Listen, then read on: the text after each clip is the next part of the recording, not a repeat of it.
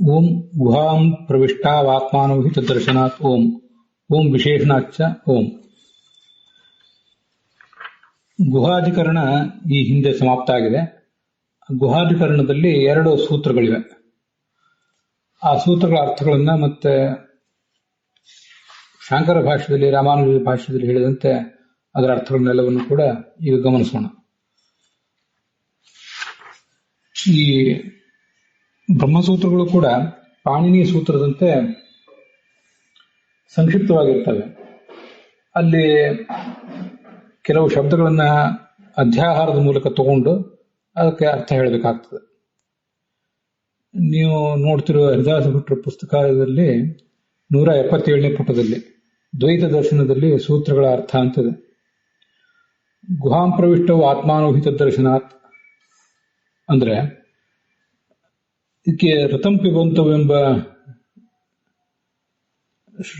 ಕಾಟಿಕೋಪನಿಷತ್ತಿನ ಮಾತೇನಿದೆಯಲ್ಲ, ಈ ಹಿಂದೆ ನಾವು ನೋಡಿದ್ದು, ಅಲ್ಲಿ ಋತಂ ಪಿಬಂತವು ಅಂತ ಇಬ್ಬರ ಬಗ್ಗೆ ಹೇಳಿದ್ದಾರೆ.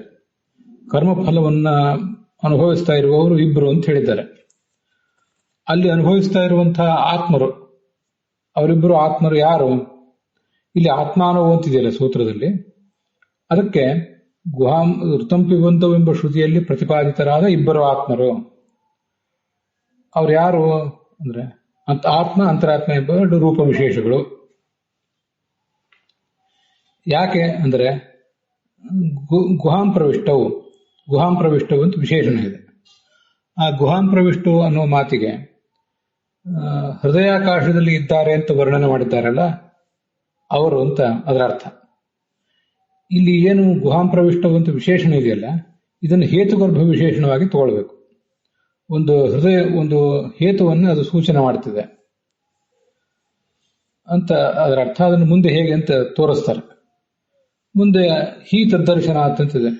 ಹಿ ಅಂದ್ರೆ ಅದು ಪ್ರಸಿದ್ಧಿಯನ್ನ, ಎಲ್ರಿಗೂ ಗೊತ್ತಿರುವಂಥದ್ದು ಅನ್ನೋದನ್ನ ಸೂಚನೆ ಮಾಡ್ತದೆ. ಹಿ ತದ್ದರ್ಶನಾತ್ ಹೃದಯಾಕಾಶ ಸ್ಥಿತಿ ಏನಿದೆ ಅದು ತೈತ್ರಿಯ ಉಪನಿಷತ್ತು ಮೊದಲಾದ ಉಪನಿಷತ್ತುಗಳಲ್ಲಿ ವರ್ಣಿತ ಆಗಿದೆ. ಯೋ ವೇದ ನಿಹಿತಂ ಗುಹಾಯಾಮ್ ಇತ್ಯಾದಿ ಶ್ರುತಿಗಳಲ್ಲಿ ಪರಬ್ರಹ್ಮನಿಗೆ ಅದು ಪ್ರಸಿದ್ಧ ಆಗಿದೆ. ಈ ಪರಮಾತ್ಮನ 2 ರೂಪಗಳು, ಆತ್ಮ ಅಂತರಾತ್ಮ ಎಂಬ 2 ರೂಪಗಳು ಹೃದಯಾಕಾಶದಲ್ಲಿದೆ ಅನ್ನಲಿಕ್ಕೆ ಏನು ಆಧಾರ ಅಂದ್ರೆ ತದ್ದರ್ಶನಾತ್. ಆ 2 ರೂಪಗಳು ಹೃದಯಾಕಾಶದಲ್ಲಿದೆ ಎಂಬುದಾಗಿ ವರ್ಣಿತ ಆಗಿದೆ. ಘರ್ಮ ಸಮಂತ ತ್ರಿವೃತಂ ವ್ಯಾಪತು ತಯೋರ್ಜುಷ್ಟಿಂ ಮಾತರಿಶ್ವ ಜಗಾಮ ಇತ್ಯಾದಿ ವೇದವಾಕ್ಯಗಳಲ್ಲಿ ಅದನ್ನ ವರ್ಣಿಸಿದ್ದಾರೆ. ಆದ್ರಿಂದ ತದ್ದರ್ಶನಾತ್ ಅಂದ್ರೆ ವರ್ಣನ ಇರುವುದರಿಂದ, ದರ್ಶನ ಅಂದ್ರೆ ಆ ಥರದ ವರ್ಣನ ಶ್ರುತಿಗಳಲ್ಲಿ ಪುರಾಣಗಳಲ್ಲಿ ಕಂಡು ಬಂದಿರುವುದರಿಂದ ಅಂತ ಅರ್ಥ. ಈ ಸೂತ್ರದಲ್ಲಿ ಅಲ್ಲಿ ಮುಂದೆ 1-2-3 ಸಂಸ್ಕೃತ ವಾಕ್ಯಗಳನ್ನು ಕೊಟ್ಟಿದ್ದಾರೆ, ಅದನ್ನು ಗಮನಿಸಿರಿ. ಈ ಲಿಂಗಾತ್ಮಕ ಶಬ್ದಗಳನ್ನ ಇಲ್ಲಿ ಸಮನ್ವಯ ಮಾಡಿ ತೋರಿಸ್ತಾ ಇದ್ದಾರೆ. ನಾಮಾತ್ಮಕ ಶಬ್ದಗಳು ಮತ್ತೆ ಲಿಂಗಾತ್ಮಕ ಶಬ್ದಗಳನ್ನ ಸಮನ್ವಯ ಮಾಡೋದು ಅಂತ ಹೀಗೆಲ್ಲ ನಾವು ಹಿಂದೆ ನೋಡಿದ್ದೇವೆ. ಮೊದಲನೇ ಪಾದದಲ್ಲಿ ನಾಮಾತ್ಮಕ ಶಬ್ದಗಳನ್ನ, ಮುಖ್ಯವಾಗಿ ಅದೊಂದು ಹೆಸರು ಅನಿಸ್ಕೊಂಡಿರುವ ಶಬ್ದಗಳನ್ನ ಅಲ್ಲಿ ಸಮನ್ವಯ ಮಾಡಿ ತೋರಿಸ್ತಾರೆ ಮೊದಲನೇ ಪಾದದಲ್ಲಿ. ಈಗ ಲಿಂಗಾತ್ಮಕ ಶಬ್ದಗಳನ್ನ, ಲಿಂಗ ಅಂದ್ರೆ ಒಂದು ಶಬ್ದದಿಂದ ಪ್ರತಿಪಾದ್ಯವಾಗುವ ಒಂದು ಗುಣ ವಿಶೇಷ ಅಂತ ಅರ್ಥ. ಅದರ ಮೂಲಕ ಆ ಶಬ್ದ ಆ ಒಂದು ವಸ್ತುವನ್ನು ಹೇಳ್ತಾ ಇದ್ರೆ ಅದನ್ನ ಲಿಂಗಾತ್ಮಕ ಅಂತ ಹೇಳ್ತಾರೆ. ನಾಮಾತ್ಮಕ ಅಂದ್ರೆ ಕೇವಲ ಹೆಸರು ಎಂಬ ಹಿನ್ನೆಲೆಯಿಂದ ಒಂದು ಶಬ್ದ ಒಂದು ವಸ್ತುವನ್ನು ಹೇಳ್ತಾ ಇದ್ರೆ ಅದನ್ನ ನಾಮಾತ್ಮಕ ಶಬ್ದ ಅಂತಾರೆ. ಮೊದಲನೇ ಪಾದದಲ್ಲಿ ನಾಮಾತ್ಮಕ ಶಬ್ದಗಳನ್ನು, ಈ 2ನೇ ಪಾದದಲ್ಲಿ ಲಿಂಗಾತ್ಮಕ ಶಬ್ದಗಳನ್ನು ಸಮನ್ವಯ ಮಾಡ್ತಿದ್ದಾರೆ. ಇಲ್ಲಿ ಲಿಂಗ ಯಾವುದು? ಅತ್ರ ಕರ್ಮಫಲ ಭೋಗ ರೂಪ ಕ್ರಿಯಾಲಿಂಗಂ ಸಮನ್ವೀಯತೆ. ಒಂದು ಕ್ರಿಯಾ ಅನ್ನುವುದೇ ಒಂದು ಲಿಂಗ. ಇಲ್ಲಿ ಕ್ರಿಯಾಲಿಂಗ ಅಂತಿದೆಯಲ್ಲ, ಕ್ರಿಯಾಲಿಂಗ ಅಂದ್ರೆ ಕ್ರಿಯಾ ಎಂಬ ಲಿಂಗ ಅಂತ ಅದರ ತಾತ್ಪರ್ಯ. ಅದು ಯಾವುದು ಕ್ರಿಯಾ ಎಂಬ ಲಿಂಗ? ಕ್ರಿಯಾ ಯಾವುದದು ಅಂದ್ರೆ ಕರ್ಮಫಲ ಭೋಗಿಸುವುದು ಅನ್ನುವುದೇ ಒಂದು ಕ್ರಿಯಾ. ಆ ಕ್ರಿಯಾ ಅನ್ನುವ ಒಂದು ಲಿಂಗ. ಅದನ್ನ ಇಲ್ಲಿ ಸಮನ್ವಯ ಮಾಡಲ್ಪಡ್ತಾ ಇದೆ. ಆ ಲಿಂಗವು ಸಮನ್ವಯ ಮಾಡಲ್ಪಡ್ತಾ ಇದೆ ಅಂತ ಅದರ ತಾತ್ಪರ್ಯ. ಈ ನೋಡಿ, ಆ ಋತಂ ಪಿಬಂತವು ಇದು ಯೋಗ್ಯತೆಯ ಅನ್ವೇತಿ ಅಂತ ಹೇಳಿದೆ. ಋತಂ ಪಿಬಂತವು ಎಂಬುದಾಗಿ ಕಾಟಿಕೋಪನಿಷತ್ತಿನಲ್ಲಿ ಹೇಳಲ್ಪಟ್ಟವರು ಅಂತೇನಿದೆಯಲ್ಲ, ಅದನ್ನ ಯೋಗ್ಯತೆಯ ಅನ್ವಯಿತಿ, ಅದನ್ನ ಇಲ್ಲಿ ಇಟ್ಕೊಳ್ಬೇಕು. ಯಾಕೆ ಇಟ್ಕೋಬೇಕು ಅಂದ್ರೆ ಯೋಗ್ಯತೆ ಅಂದ್ರೆ ಏನು? ಆಕಾಂಕ್ಷಾ, ಯೋಗ್ಯತಾ, ಸನ್ನಿಧಿ ಅಂತ 3 ಕಾರಣಗಳು ಬೇಕು ಒಂದು ಶಬ್ದದಿಂದ ಒಂದು ಜ್ಞಾನ ಬರಬೇಕಾದ್ರೆ. ಅದರಲ್ಲಿ ಯೋಗ್ಯತಾ, ಯಾರ್ಯಾರಿಗೋ ಯೋಗ್ಯತಾ ಇಲ್ವಲ್ಲ. ಒಳಗೆ ಕೂತ್ಕೊಂಡು ಹೃದಯಾಕಾಶದಲ್ಲಿ ಕೂತ್ಕೊಂಡು ಕರ್ಮ ಫಲವನ್ನು ಭೋಗಿಸುವ ಯೋಗ್ಯತೆ ಮತ್ತಾರಿಗೂ ಇಲ್ಲ. ಆದ್ರಿಂದ ಯೋಗ್ಯತೆಯ ಅಂದ್ರೆ ಅದು ಪರಮಾತ್ಮಗೆ ಮಾತ್ರ ಸಲ್ಲುತ್ತದೆ, ಅವನಿಗೆ ಮಾತ್ರ ಅದು ಉಚಿತ, ಬೇರೆಯವರಿಗೆ ಅದು ಉಚಿತ ಅಲ್ಲ. ಅದೇ ಯೋಗ್ಯತೆ ಅಂದ್ರೆ ಅಷ್ಟೆ. ಹೀಗೆ ಒಂದು ಶಬ್ದದಿಂದ ಒಂದು ಅರ್ಥವನ್ನು ಮಾಡುವಾಗ, ಒಂದು ವಾಕ್ಯದಿಂದ ಒಂದು ಅರ್ಥವನ್ನು ನಾವು ಸ್ವೀಕಾರ ಮಾಡುವಾಗ ಯಾವ ಒಂದು ಸಂಗತಿಯನ್ನ ಎಲ್ಲಿ ಹೇಳ್ತಾ ಇರ್ತಾರೆ ಅದು ಯೋಗ್ಯವಾಗಿದೆಯಾ ಅಯೋಗ್ಯವಾಗಿದೆಯಾ ಅಂತ ನೋಡಬೇಕು. ಅಯೋಗ್ಯವಾಗಿದ್ರೆ ಅರ್ಥವನ್ನು ಬಿಟ್ಟು ಬಿಡ್ಬೇಕಾಗ್ತದೆ. ಸಿಂಹೋ ಮಾನವಕ, ಈ ಹುಡುಗ ಸಿಂಹದಂತೆ ಇದ್ದಾನೆ, ಅಗ್ನಿಯಂತೆ ಇದ್ದಾನೆ ಅಂತ ಹೇಳಿದಾಗ ಅಲ್ಲಿ ಸಿಂಹತ್ವ ಅಥವಾ ಅಗ್ನಿತ್ವ ಅನ್ನೋದು ಆ ಹುಡುಗನಿಗೆ ಹೊಂದುವಂತ ವಿಷಯ ಅಲ್ಲ. ಆದ್ರಿಂದ ಅದನ್ನು ಬಿಟ್ಟು ಬಿಡ್ಬೇಕಾಗ್ತದೆ. ಬಿಟ್ಟು ಸಿಂಹಕ್ಕೆ ಸದೃಶ, ಅಗ್ನಿಗೆ ಸದೃಶ ಅನ್ನೋ ಅರ್ಥವನ್ನ ಸ್ವೀಕಾರ ಮಾಡಬೇಕಾಗ್ತದೆ. ಹೀಗೆ ಯೋಗ್ಯತಾ ಇದೆಯೋ ಇಲ್ಲೋ ಅಂತ ನೋಡುವುದು ಬಹಳ ಮುಖ್ಯ ಯಾವತ್ತು. ಹೀಗೆ ಋತಂ ಪಿಬಂತವು ಅಂತ ಯೋಗ್ಯತೆಯ ಅನ್ವಯತೆ, ಆ ಯೋಗ್ಯತೆಯನ್ನು ಗಮನಿಸಿ ಅದನ್ನ ಸ್ವೀಕಾರ ಮಾಡಬೇಕು. ಹಾಗಾದ್ರೆ ಏನಾಯ್ತು? ಋತಂ ಪಿಬಂತವು ಇತಿಷ್ಟುತ್ಯುಕ್ತವು ಋತಂ ಪಿಬಂತವು ಆತ್ಮಾನವು ಋತಂ ಪಿಬಂತವು ಆತ್ಮಾನವು ಏವ. ಋತಂ ಪಿಬಂತವು ಎಂಬ ಕಾಟಕ ಶ್ರುತಿಯಲ್ಲಿ ವರ್ಣಿತರಾದವರು ಅಥವಾ ಆದ ಋತಂ ಪಿಬಂತವು ಕರ್ಮಫಲವನ್ನು ಭೋಗಿಸ್ತಾ ಇರುವವರು ಅಂತ ಅರ್ಥ. ಅದಕ್ಕೆ ಆತ್ಮಾನವು ಏವ, ಆತ್ಮ ಅಂತರಾತ್ಮ ಎಂಬ 2 ಬ್ರಹ್ಮನ ರೂಪಗಳೇ ಆಗಿವೆ, ಹೊರತು ಜೀವೇಶ್ವರರಲ್ಲ. ಜೀವ ಈಶ್ವರನಲ್ಲಿ ಋತಂ ಪಿಬಂತವು ಇಟ್ಕೋಬಾರ್ದು ಅಂತ ಅರ್ಥ. ನಮಗೆ ಇದನ್ನ ಗಮನಿಸ್ಬೇಕು ಸರಿಯಾಗಿ. ಪ್ರತಿಯೊಂದು ಸೂತ್ರವೂ ಕೂಡ ಒಂದು ಅನುಮಾನದ ರೂಪದಲ್ಲಿ ಇರ್ತದೆ. ಅನುಮಾನದಲ್ಲಿ ಒಂದು ಪಕ್ಷ, ಒಂದು ಸಾಧ್ಯ, ಒಂದು ಹೇತು ಇರ್ತಿರ್ತದೆ. ಇಲ್ಲಿ ಋತಂ ಪಿಬಂತವು ಅನ್ನುವುದು ಪಕ್ಷ. ಪರ್ವತಃ ವನ್ಯಮಾನ್ ಧೂಮಾತ್, ಪರ್ವತದಲ್ಲಿ ವನ್ಯ ಇದೆ ಯಾಕೆಂದ್ರೆ ಧೂಮ ಇರುವುದರಿಂದ ಅಂತೀವಲ್ಲ, ಅಲ್ಲಿ ಪರ್ವತ ಅನ್ನೋದು ಪಕ್ಷ, ವನ್ಯಮಾನ್ ಅಂತ ಸಾಧ್ಯ, ಧೂಮವತ್ವಾತ್ ಅಂತ ಹೇತು, ಹೀಗೆ ಪ್ರಯೋಗ ಮಾಡಿರ್ತೇವೆ. ಧೂಮ ಇರುವುದರಿಂದ ಪರ್ವತದಲ್ಲಿ ವನ್ಯ ಇದೆ ಅಂತ. ಪರ್ವತ ಅಂದ್ರೆ ಪಕ್ಷ. ಪಕ್ಷ ಅಂದ್ರೆ ಹೆಚ್ಚು ಕಡಿಮೆ ನಾವು ನಮ್ಮ ಆಡು ಭಾಷೆ ತಿಳ್ಕೊಂಡಂತೆ ಪಾರ್ಟಿ, ಈ ಪಾರ್ಟಿ ಆ ಪಾರ್ಟಿ ಅಂತೆಲ್ಲ ಹೇಳ್ತಿರ್ತೀವಿ. ಅವ್ರಿಗೊಂದೇನೋ ಕೆಲಸ, ಇವ್ರಿಗೊಂದೇನೋ ಕೆಲಸ ಅಂತ ಹೀಗೆಲ್ಲ ಹೇಳ್ತಿರ್ತೀವಲ್ಲ, ಆ ಥರ. ಪರ್ವತಃ ವನ್ಯಮಾನ್ ಧೂಮಾತ್ ಅನ್ನೋದನ್ನು ಉದಾಹರಣೆಗೆ ಹೇಳಿದೆ. ಹಾಗೆ ಇಲ್ಲಿ ಋತಂ ಪಿಬಂತವು ಕರ್ಮಫಲವನ್ನು ಭೋಗಿಸ್ತಾ ಇರುವವರಿಬ್ಬರು ಅಂತ ಪಕ್ಷ. ಆತ್ಮಾನು ಅವರ ಆತ್ಮರೇ ಆಗಿದ್ದಾರೆ, ಅಂದ್ರೆ ಆತ್ಮ ಅಂತರಾತ್ಮ ಎಂಬ 2 ಭಗವಂತನ ರೂಪಗಳೇ ಆಗಿವೆ ಅಂತಂದ್ರೆ ಸಾಧ್ಯ. ನತು ಜೀವೇಶ್ವರವು ಅಂತ ಅನ್ನೋದನ್ನು ಸಾಧ್ಯದ ಒಂದು ಭಾಗವಾಗಿ ಇಟ್ಕೋಬಹುದು. ರೂಪ ವಿಶೇಷಾವೇವ ಅಂತ ಹೇಳಿದ್ರಿಂದ ಅದು ಜೀವೇಶ್ವರರು ಅಂತ ತಿಳ್ಕೋಬಾರದು ಅಂತ ಅದರ ತಾತ್ಪರ್ಯ. ಹೇತು ಯಾವುದು ಅಂದ್ರೆ ಗುಹಾಂ ಪ್ರವಿಷ್ಟವು, ಅದನ್ನೇ ಹೇತುಗರ್ಭ ವಿಶೇಷಣ ಅಂತ ಹೇಳಿದ್ರು ಹಿಂದೆ. ಇವರು ಹೇತುವನ್ನ ತೋರಿಸ್ತಾ ಇದೆ. ಅದು ಹೃದಯ ಗುಹಾದಲ್ಲಿ ಇರುವವರು ಯಾರು? ಈ ಜೀವ ಪರಮಾತ್ಮಂದೇ 2 ರೂಪಗಳೇ ಹೊರತು ಜೀವಾತ್ಮ ಪರಮಾತ್ಮ ಅಂತ ಹೀಗೆ ಇಟ್ಕೋಬಾರದು ಅಂತ ತಾತ್ಪರ್ಯ. ಜೀವಾತ್ಮನನ್ನ ಹೃದಯ ಗುಹಾದಲ್ಲಿದ್ದಾನೆ ಅಂತ ಉಪಾಸನೆ ಮಾಡಿದ್ರಿಂದ ಏನು ಲಾಭ ಇಲ್ಲ. ಭಗವಂತನನ್ನ ಹೃದಯ ಗುಹಾದಲ್ಲಿದ್ದಾನೆ ಅಂತ ಉಪಾಸನೆ ಮಾಡಿದ್ರೆ ಲಾಭ ಇದೆ. ಮತ್ತೆ ಅಲ್ಲಿ ಪರಾರ್ಧೆ ಪ್ರವಿಷ್ಟವು ಅಂತೆಲ್ಲ ಆ ಉಪನಿಷತ್ತಿನಲ್ಲಿ ಬಂದಿದೆ. ಈ ಜೀವನ ಮನೆ, ಪರ ಅಂದ್ರೆ ಜೀವ, ಭಗವಂತನಿಗಿಂತ ಭಿನ್ನನಾದ ಜೀವ, ಅವನ ಅರ್ಧ ಅಂದ್ರೆ ಮನೆ. ಆ ಮನೆಯಲ್ಲಿರುವವನು ಯಾರು? ಅದು ಭಗವಂತನೇ ಆಗಬೇಕು. ಜೀವ ತನಗಿಂತ ತಾನು ಭಿನ್ನ ಆಗಿ ತನ್ನ ಮನೆಯಲ್ಲಿ ತಾನು ಇರ್ತಾನೆ ಅಂತ ಹೇಳಲಿಕ್ಕೆ ಬರೋದಿಲ್ಲಲ್ಲ. ಅದನ್ನ ಹಿಂದೆ ತ್ರಿವಿಕ್ರಮ ಪಂಡಿತರ ಟೀಕಾದಲ್ಲಿ ನೋಡಿದ್ದೇವೆ. ಇದನ್ನೇ ಹೇತುಗರ್ಭಮಿದಂ ಅಂತ ಹೇಳಿರೋದು. ಹೃದಯ ಗುಹಾ ಪ್ರವಿಷ್ಟತ್ವ ಲಿಂಗಾತ್ ಅಂತ ಅದಕ್ಕೆ ಅರ್ಥ. ಆದ್ರೆ ಆ ಲಿಂಗವನ್ನು ಯಾವತ್ತೂ ಅವರು ಪಂಚಮಿ ವಿಭಕ್ತಿಯಲ್ಲಿ ಎಲ್ಲ ಕಡೆ ಹೇಳಬೇಕು ಅಂತ ಏನಿಲ್ಲ.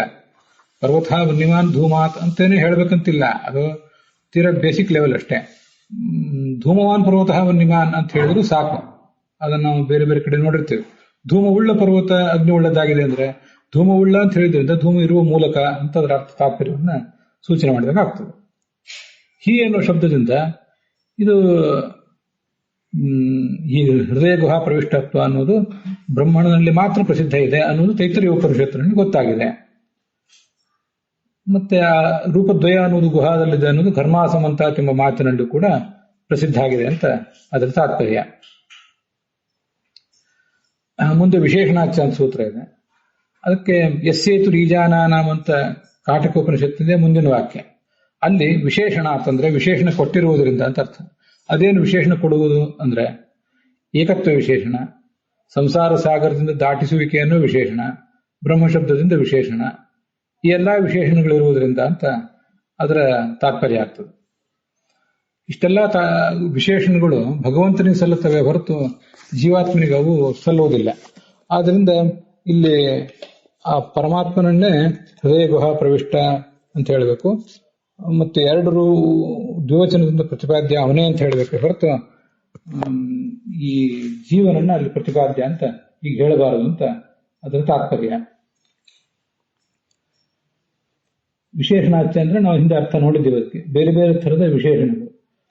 ಬ್ರಹ್ಮ ಶಬ್ದದಿಂದ ವಿಶೇಷಣ, ತ್ರಿವಿಕ್ರಮ ಪಂಡಿತರ ವ್ಯಾಖ್ಯಾನದಲ್ಲಿ ಅದಕ್ಕೆ ಹೆಚ್ಚು ವಿವರಣೆ ಬಂದಿತ್ತು.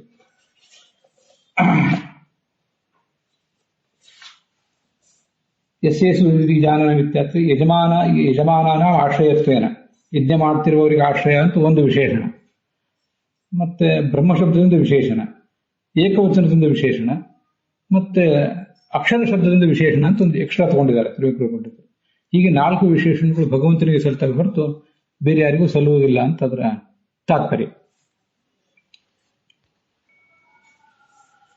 ಇದಿಷ್ಟು ತತ್ವವಾದದ ಪ್ರಕಾರ, ಮಧ್ವಾಚಾರ್ಯರ ದರ್ಶನದ ಪ್ರಕಾರ ಸೂತ್ರಗಳ ಅರ್ಥ ಆಯಿತು. ಮತ್ತೆ ಇನ್ನು ಶಾಂಕರ ಭಾಷ್ಯದಲ್ಲಿ ಸೂತ್ರದ ಅರ್ಥ ಏನು ಹೇಳಿದ್ದಾರೆ ಅಂತ ಈಗ ಸ್ವಲ್ಪ ಸಂಕ್ಷಿಪ್ತವಾಗಿ ನೋಡಿದ್ದೇವೆ ಹಿಂದೆ. ಪೂರ್ವ ಪಕ್ಷ ಏನಿದೆ, ಶಾಂಕರ ಭಾಷ್ಯಕ್ಕನುಸಾರ ಪೂರ್ವ ಪಕ್ಷ ಏನು, ಅದನ್ನ ಈಗ ಮತ್ತೊಂದ್ಸರಿ ನೋಡ್ತೇವೆ ಅಷ್ಟೇ. ಋತಂಪಿಬಂತು ಅಂತ ಕಾಟಕೋಪನಿಷತ್ತಿನಲ್ಲಿ ವರ್ಣಿತರಾದಂಥವರು ಜೀವ ಮತ್ತು ಬುದ್ಧಿಗಳು ಅಥವಾ ಜೀವ ಮತ್ತು ಪರಮಾತ್ಮರು ಅಂತ ಒಂದು ಸಂಶಯ ಬರ್ತದೆ. ಅದರಲ್ಲಿ ಈ ಎರಡು ಪಕ್ಷಗಳನ್ನು ತಗೊಂಡಾಗಲೂ ಕೂಡ ಆ ಪುಣ್ಯ ಫಲವನ್ನ ಅನುಭವಿಸುವನು ಯಾರು? ಜೀವಾತ್ಮ ಮಾತ್ರ.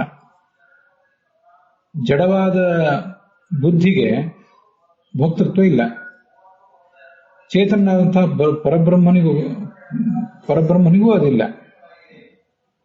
ಆದರೆ ಅದನ್ನ ಜೀವನಿಗೆ ಮಾತ್ರ ಇದ್ರೂ ಕೂಡ ಛತ್ರಿ ನ್ಯಾಯದಿಂದ ಅದನ್ನ ಇಟ್ಕೊಳ್ಬೇಕು ಅಂತ ಈ ಹಿಂದೆ ಅದು ಬಂದಿದೆ. ಛತ್ರಿನೋಯ ಅಂತ ಹೇಳ್ತಾರೆ.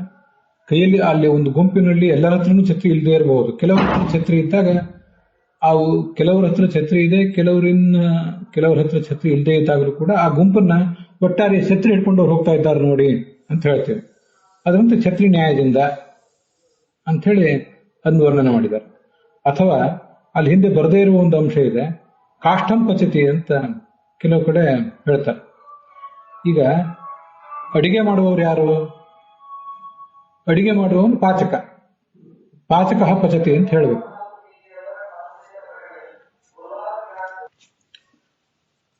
ವಸ್ತುತಃ ಅಡಿಗೆ ಮಾಡುವವನು ಆ ವ್ಯಕ್ತಿ. ಆದ್ರೆ ಕೆಲವೊಂದ್ಸರಿ ಏನ್ ಮಾಡ್ತೀವಿ ನಾವು ಶಾಸ್ತ್ರದಲ್ಲಿ, ವ್ಯವಹಾರದಲ್ಲಿ ಅಂದ್ರೆ ಕಟ್ಟಿಗೆನೇ ಅಡಿಗೆ ಮಾಡ್ತಾ ಇದೆ ಅಂತ ಹೇಳ್ಬಿಡ್ತೀವಿ. ಕಾಷ್ಟಂ ಪಚತಿ ಅಂತ. ಕಾಷ್ಟಂ ಅಂದ್ರೆ ಕಟ್ಟಿಗೆ. ಕಟ್ಟಿಗೆನೇ ಅಡಿಗೆ ಮಾಡೋದು ಹೇಗೆ? ಕಟ್ಟಿಗೆಗೆ ಅಡಿಗೆ ಮಾಡ್ಲಿಕ್ಕೆ ಬೇಕಾದ ಕರ್ತೃತ್ವವೇ ಇಲ್ಲ, ಜಡ ಅದು. ಅದ್ರ ಅರ್ಥ ಏನಂದ್ರೆ ಕಾಷ್ಟಂ ಪಚತಿ ಅಂದ್ರೆ ಇವನು ಒಲೆ ಹಚ್ಚಿದ, ಒಳಗೆ ಪದಾರ್ಥಗಳನ್ನ ಹಾಕಿದ, ಸುಲಭವಾಗಿ ಅಡಿಗೆ ಆಗ್ಲಿಕ್ಕೆ ಪ್ರಾರಂಭ ಕಂಡುಬಿಟ್ಟಿತ್ತು ಅನ್ನೋ ದೃಷ್ಟಿಯಿಂದ ಕಾಷ್ಟಂ ಪಚತಿ ಅಂತ ಹೇಳ್ತಿರ್ತಾರೆ. ಹೀಗೆ ಕಾಷ್ಟಂ ಪಚತಿ ಅನ್ನೋದು ಜಗತ್ತಿನಲ್ಲಿ ಕಂಡಿದೆ.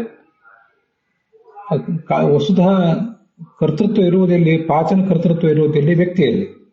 ಆ ಕಾಷ್ಟದಲ್ಲಿ ಆ ಕರ್ತೃತ್ವ ಇಲ್ಲ. ಅದು ಗೌಣವಾದ ಕರ್ತೃತ್ವ. ಗೌಣ ಅಂದ್ರೆ ಅಮುಖ್ಯ ಅಂತ ಅರ್ಥ. ಮುಖ್ಯವಾದ ಕರ್ತೃತ್ವ ಇರೋದು ಪಾಚಕನಲ್ಲಿ, ಕಾಷ್ಟದಲ್ಲಿ ಅದಿಲ್ಲ. ಆದರೂ ಹಾಗೆ ಜಗತ್ತಿನಲ್ಲಿ ಒಂದೆರಡು ಕಡೆ ವ್ಯವಹಾರ ಮಾಡ್ತೇವೆ. ಅದರಂತೆ ವಸ್ತುತಃ ಪಾನ ಮಾಡುವವನು ಜೀವನೇ. ಅವನಿಗೆ ಒಂದು ಉಪಕರಣ, ಕೈಯಲ್ಲಿರುವಂತಹ ಉಪಕರಣ ಈ ಬುದ್ಧಿ ಅನ್ನೋದು. ಆದ್ರಿಂದ ಬುದ್ಧಿಗೂ ಕರ್ತೃತ್ವವನ್ನ ಹೇಳ್ಬೇಕಷ್ಟೆ. ಹೀಗೆ ಜೀವ ಮತ್ತು ಬುದ್ಧಿಗಳು ಇಬ್ರು ಕರ್ತ ಅಂತ ಒಂದು ಪಕ್ಷ, ಜೀವ ಪರಮಾತ್ಮರಿಬ್ರು ಕರ್ತ ಅಂತ ಮತ್ತೊಂದು ಪಕ್ಷ. ಕರ್ತೃತ್ವ ಜೀವನಲ್ಲಿದ್ರೂ ಕೂಡ ಅವನಿಗೆ ಉಪಕರಣ ಬುದ್ಧಿ ಆದ್ರಿಂದ ಬುದ್ಧಿಗೂ ಕರ್ತೃತ್ವವನ್ನ ನಾವು ಒಪ್ಕೊಂಡ್ವಿ. ಹಾಗೆ ಈ ಜೀವ ಕರ್ತ ಆದ್ರೂ ಕೂಡ ಅವನಿಗೆ ಕರ್ತೃತ್ವ ಬರ್ಲಿಕ್ಕೆ ಕಾರಣ ಯಾರು? ಈ ಬ್ರಹ್ಮವೇ ಕಾರಣ. ಆದ್ರಿಂದ ಜೀವನ ಕಾರಣನಲ್ಲಿ ಆ ಕರ್ತೃತ್ವ ಬರ್ತದೆ ಅಂತ ಇನ್ನೊಂದು ಪಕ್ಷ. ಅವನನ್ನು ಗೌಣವಾಗಿ ಕರ್ತ ಎಂಬುದಾಗಿ ಪರಿಗಣನೆ ಮಾಡಬೇಕು. ಅದರಿಂದ ಪಿಬಂತವ್ಯ ಅಂತ ಈ ತರ ಅವರಿಬ್ಬರಿಗೆ ಸೇರಿ ವಿಶೇಷಣೆ ಕೊಟ್ಟಿದ್ದಾರೆ. ಆದರೆ ಈ ವ್ಯಾಪ್ತನಾದಂತಹ ಬ್ರಹ್ಮ ಅವನು ಹೃದಯ ಪ್ರದೇಶದಲ್ಲಿ ಇರ್ತಾನೆ ಹೇಗೆ, ಅಷ್ಟು ಸಂಕುಚಿತವಾದ ಪ್ರದೇಶದಲ್ಲಿ ಇರ್ತಾನೆ ಹೇಗೆ? ಆದ್ರಿಂದ ಬ್ರಹ್ಮನಿಗೆ ಆ ವಿಶೇಷಣೆ ಹೊಂದೋದಿಲ್ಲ, ಅದನ್ನು ಜೀವನಿಗೆ ಹೇಳಬೇಕು ಅಂತ ಇದು ಪೂರ್ವ ಪಕ್ಷ. ಇದಿಷ್ಟು ಶಾಂಕರ ಭಾಷ್ಯಕ್ಕೆ ಪೂರ್ವ ಪಕ್ಷ. ಇದನ್ನು ಗಮನಿಸಬೇಕು. ಯಾವುದೇ ಒಂದನ್ನು ಪ್ರತಿಪಾದನೆ ಮಾಡುವಾಗ ಪೂರ್ವ ಪಕ್ಷವನ್ನು ಅನುವಾದ ಮಾಡಿರ್ತಾರಲ್ಲ, ಹಾಗೆ ಶಂಕರಾಚಾರ್ಯರು ಆ ಪೂರ್ವ ಪಕ್ಷವನ್ನ ಅನುವಾದ ಮಾಡಿದ್ದಾರೆ ಅವರ ಭಾಷ್ಯದಲ್ಲಿ. ಅದಾದ್ಮೇಲೆ ಮತ್ತೆ ಮುಂದೆ ಸಿದ್ಧಾಂತ ಇದೆ. ಪಿಬಂತ ಒಂದು ಶಬ್ದ ಇರೋದ್ರಿಂದ ಅಲ್ಲಿ ಒಬ್ಬ ಕರ್ತ ಅಂತ ನಿಶ್ಚಿತ ಆಗಿದೆ. ಇದನ್ನೆಲ್ಲ ತತ್ವ ಪ್ರದೀಪ ನಾವು ನೋಡಿದ್ದೀವಿ, ಇನ್ನೊಂದ್ಸಲಿ ನೋಡ್ತಾ ಇದ್ದೀವಿ ಅಷ್ಟೇ. ಒಬ್ಬ ಅಂತೂ ಕರ್ತ ಹೌದು.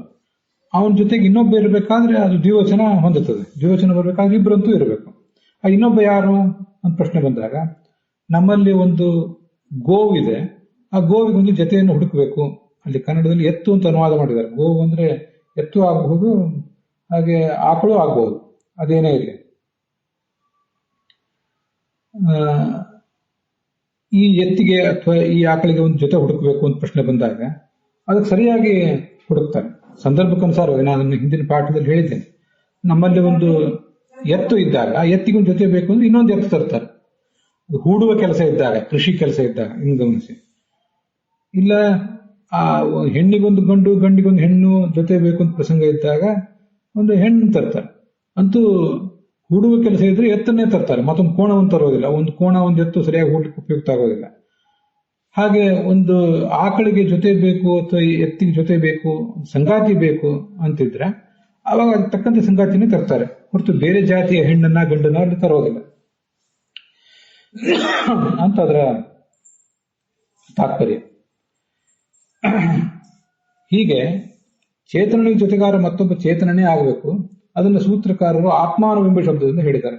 ಅವರಿಬ್ಬರು ಆತ್ಮರಾಗಬೇಕು, ಬೇರೆಯವರಾಗೋದಿಲ್ಲ ಅಂತ ಅದರ ತಾತ್ಪರ್ಯ ಆಗ್ತದೆ.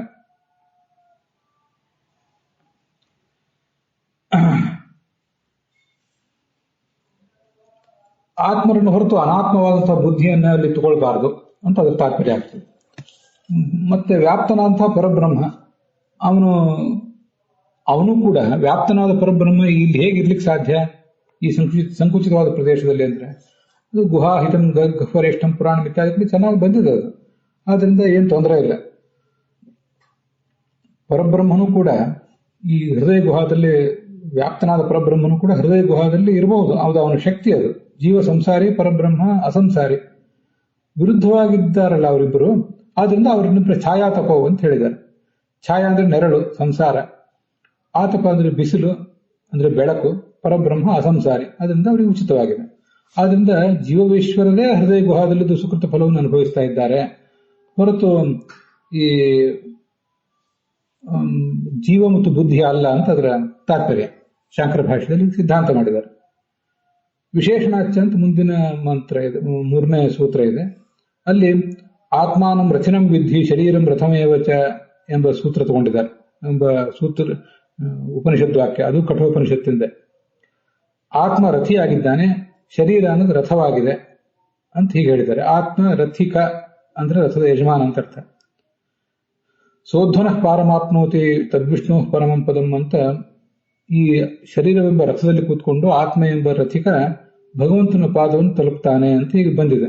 ಹಾಗೆ ಭಗವಂತ ಪ್ರಾಪ್ಯ, ಪ್ರಾಪಕನಾದವನು ಜೀವ, ಅವನಿಗೆ ಉಪಕರಣ ಈ ದೇಹ ಅಂತ ಹೀಗೆ ಬಂದಿದೆ. ಆದ್ರಿಂದ ಋತಂಪೆ ಬಂತೋ ಎಂಬ ಮಂತ್ರದಿಂದ ವರ್ಣಿತರಾದ ಜೀವ ಮತ್ತು ಈಶ್ವರರು ಅಂತ ತಿಳ್ಕೊಳ್ಬೇಕು. ಇದು ಶಂಕರ ಭಾಷ್ಯದ ಅನುಸಾರವಾಗಿ ಆ 2 ಸೂತ್ರಗಳ ಆ ಅಧಿಕರಣದ ಅರ್ಥ. ಅಲ್ಲಿಗೆ ಇವತ್ತಿನ ವಿಭಾಗ ಸಮಾಪ್ತ ಆಗಿದೆ.